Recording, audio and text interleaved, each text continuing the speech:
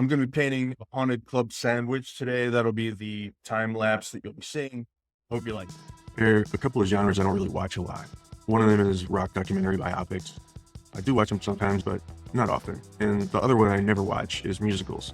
As soon as somebody tells me something's a musical, I automatically decide I'm never going to watch it. And I was flipping through Shudder and found this thing I thought was a rock documentary. It was called Sacrificial Youth. It starts out with a band performing on stage, and there's all these cutouts flying by like old flyers or a 90s music video. I turned it on thinking it was a rock documentary, but it turns out it was a musical, a punk rock musical. I liked it a lot. That shows how much I know about what I like and what I do. The music in it is really good. Every song is legit. It's like Metalocalypse. Deathlock is a legit metal band. It's how this was with a hardcore band. There's this river, awesome stuff, constantly flowing through our culture that people don't discover.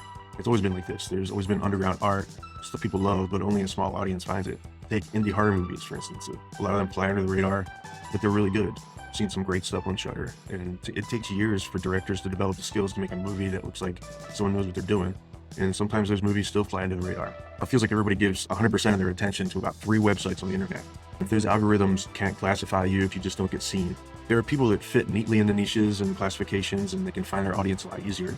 But if you're doing something different and not trying to follow trends, you have to find your people one at a time. It's a harder path, but it's better to know that going in and what to expect, instead of thinking that you're going to be one of the lucky ones who gets discovered all at once and it all just falls into your lap. The road of the creative life is littered with people who gave it up. Sometimes because it wasn't for them, but sometimes because they just get discouraged. And I get it. It sucks to feel like it's all just a popularity contest or you're screaming into the void. But I think that there might be another way to look at it. And it does start with that one at a time, reaching out to people.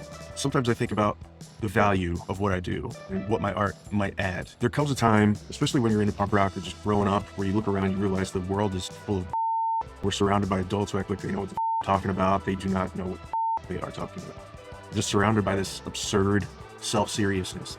And I know life's hard and full of pain, but anyone who's really gone through suffering knows that you can move beyond it by calling out the absurdity, bullshit. The nature of DIY is that you're not waiting for permission to do that. You're not looking to anybody else to tell you what or how to be or what to do. Sure, we all want an audience because the world is a lonely place. We have connections, but really, we're just these like balls of smart fat floating in the dark. That's where our brains are, right? Smart fat. I'm just gonna stick with that. How is this talk going so far? We're just trying to connect with others, and it's impossible to fully do that because my ball of smart fat is in my head, yours is in yours. In some ways, we scramble around in the dark and we communicate through words or through art or through any other number of ways. Art is a way that we try to connect. For me, when I see a good book, piece of art, movie, it hits me in a way that makes me feel less alone. I hope that it might come through what I'm trying to say, which is the world is weird, scary, but it's also beautiful. And if we see the dark humor and the absurd, then we might be able to make it through.